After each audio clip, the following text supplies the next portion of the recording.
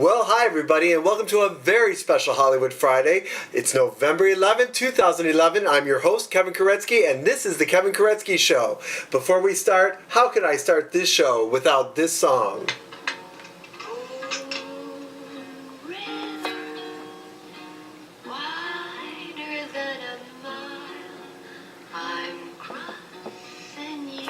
That is the incomparable Audrey Hepburn, and today we are talking about none other than the Hollywood classic Breakfast at Tiffany's, a movie that for generations and decades has inspired people all over the world. The story of Holly Golightly and all Audrey Hepburn. Could you imagine anyone else now not being Holly Golightly without being Audrey Hepburn? I certainly can't. I even pulled out my Tiffany blues today. My Tiffany blue shirt, my Tiffany blue box, and we're going to talk about Breakfast at Tiffany's today. A lot of world to see.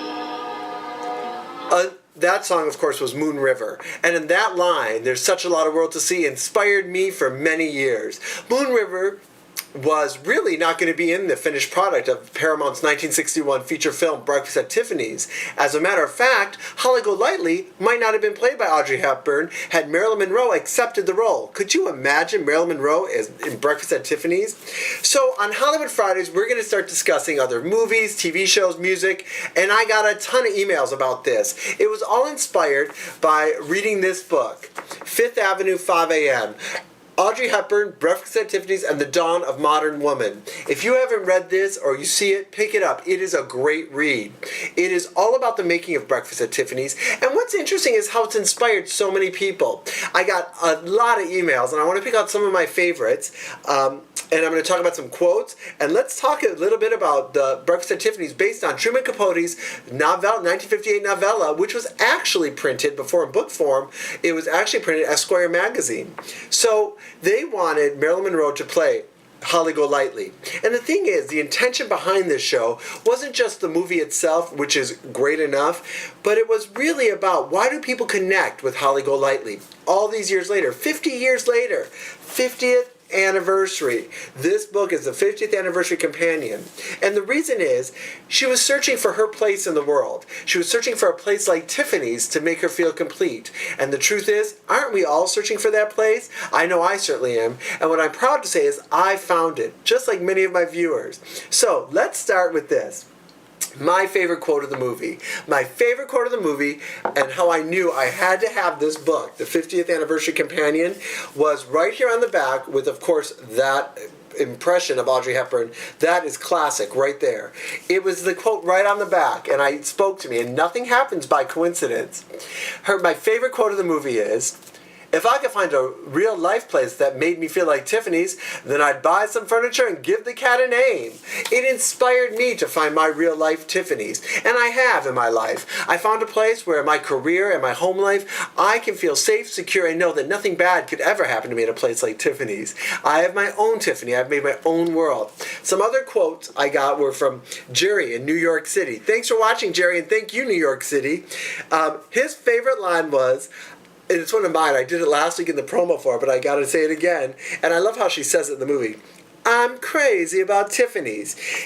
Jerry says that the reason he moved to New York City was when he was a kid, he saw Breakfast at Tiffany's, and he knew there was no other place more exciting or more identifiable that he wanted to go to. That was his place, and that Breakfast at Tiffany's inspired that.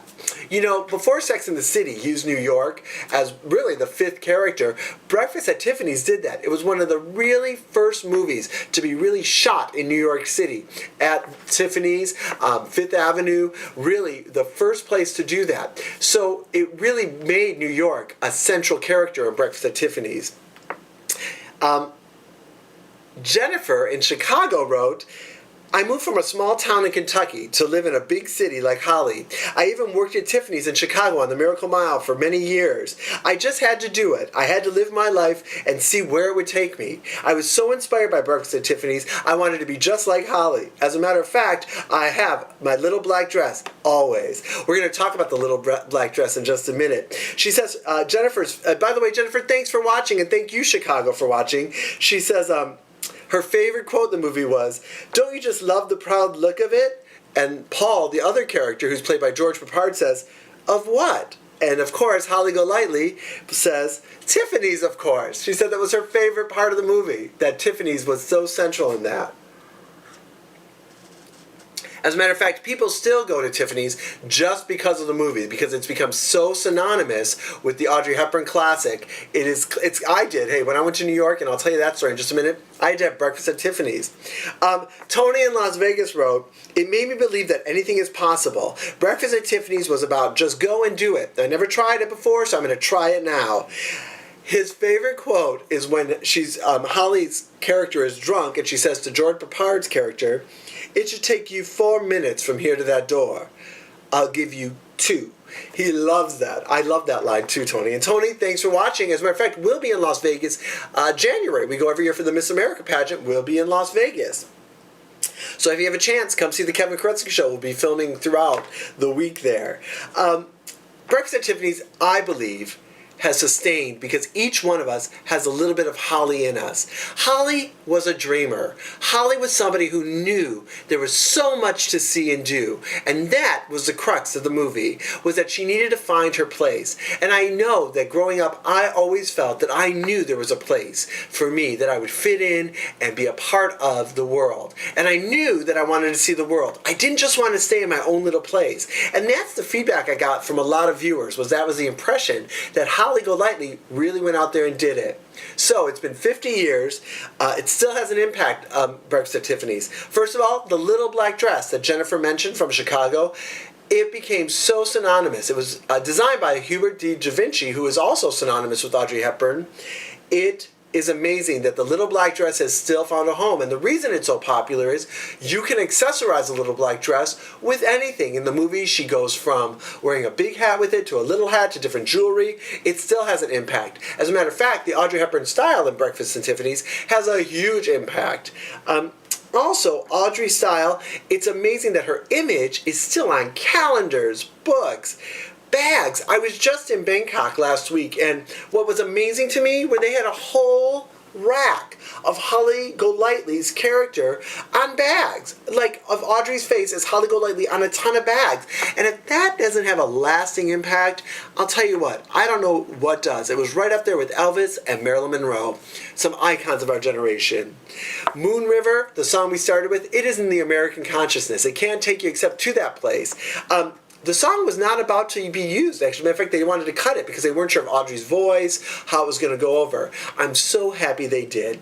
So, go grab your copy of Breakfast at Tiffany's, revisit the film. It's a classic. It is really who each one of us want to be, and we all love to be a little bit of Holly.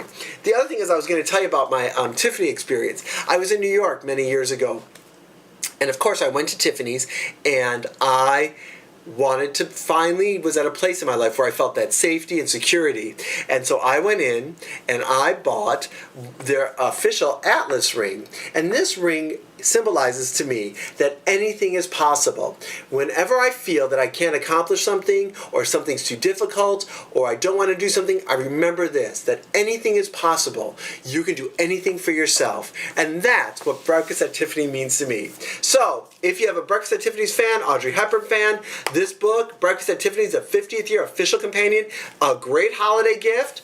Also, Fifth Avenue at 5 a.m., another great stocking stuffer. And, of course, the DVD. How can you go wrong? So everybody, I hope you enjoyed today's Breakfast at Tiffany's, our first Hollywood Friday. Next week, we are going to talk about the legacy of one of my favorite television shows, so give me some feedback, the original, and I mean Farrah, Kate, and Jacqueline, Charlie's Angels. I'll see you next week, everybody. What I know for certain is we all have a little bit of Holly in us, and I hope you find your Tiffany's. I'll talk to you next week. Have a great weekend. I'll see you on Monday. We're all in this together. Bye, everybody. Have a great weekend.